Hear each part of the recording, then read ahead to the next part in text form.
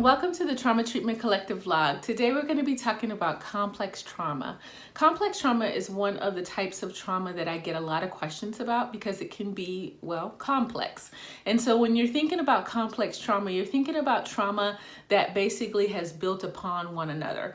Traumas who have built upon one another. There's something called single incident trauma, and then there's complex trauma. Complex trauma is not a diagnosable disorder according to the DSM-5, but it is in the ICD as a diagnosable disorder through their codes.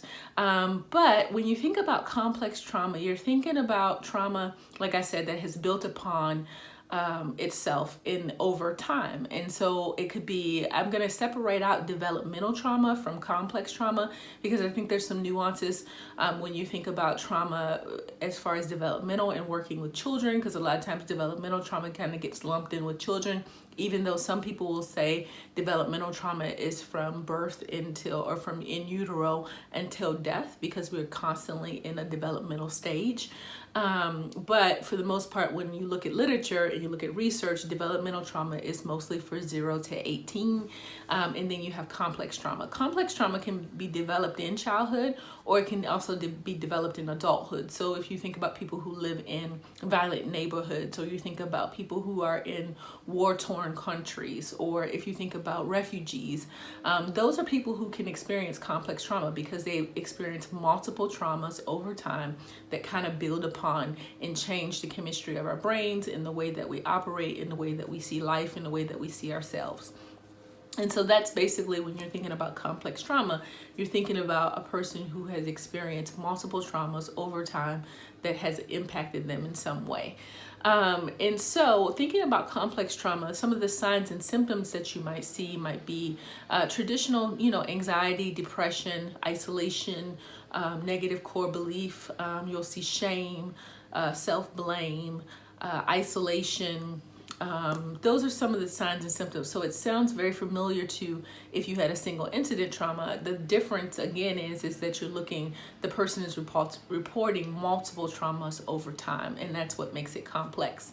Also, complex trauma has a lot to do with how people do relationships, because usually complex trauma has some interpersonal piece to it. It doesn't always have to have that piece, but it usually has some interpersonal piece to it.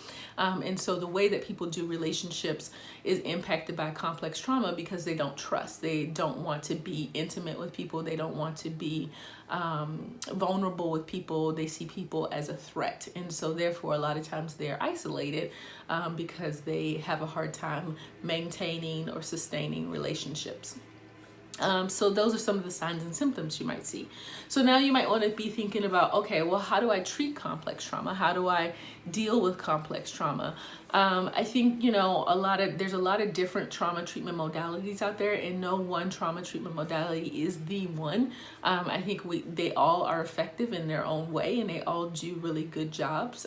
So whatever trauma treatment modality you have, it's very important that you use that and you feel confident with that. But when you're thinking about working with complex trauma individuals, you want to definitely think about something that's going to treat the top of the brain as well as the bottom of the brain.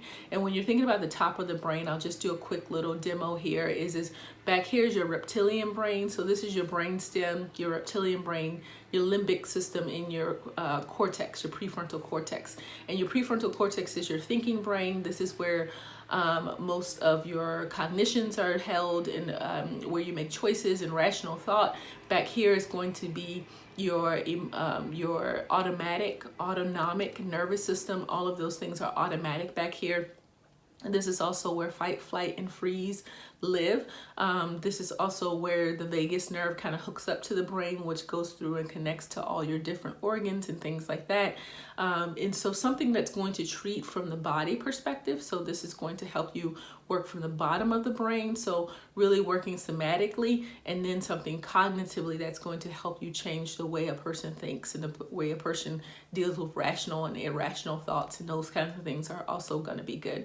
So something that's going to hit both of these, or a treatment approach that will work with both of these, is really important. And also a phase treatment is going to be really important. So something that's going to really help you to build upon safety, stabilization, and then processing. So most trauma treatments are built that way, where they have phases, but it's really important that you work those phases and stick with those phases with complex trauma, because it really helps the client to have the skills and the ability to work with the traumatic pieces that they're going to work with in the processing piece of their trauma treatment, if they have safety and stabilization on board. So you also want to look for something that has phase treatment.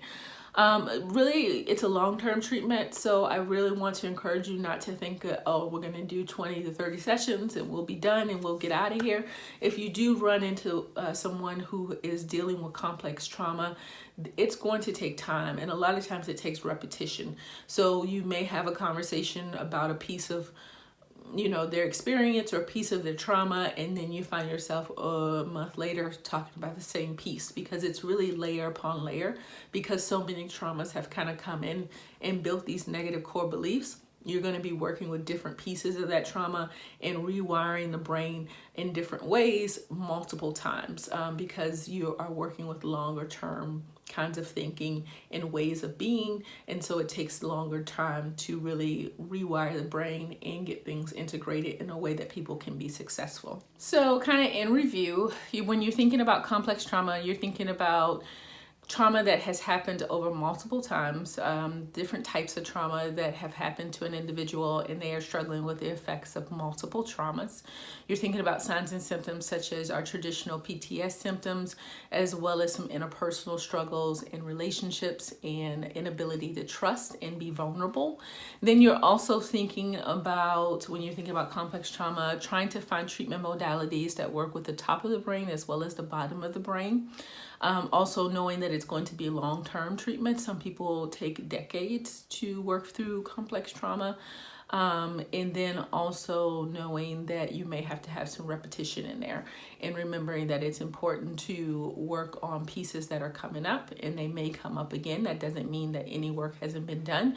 It's just sometimes layer upon layer of working through different things and different core beliefs and ways of seeing the world. So hopefully this is helpful when you're thinking about complex trauma and you're trying to conceptualize complex trauma, things to consider to be effective at treating complex trauma.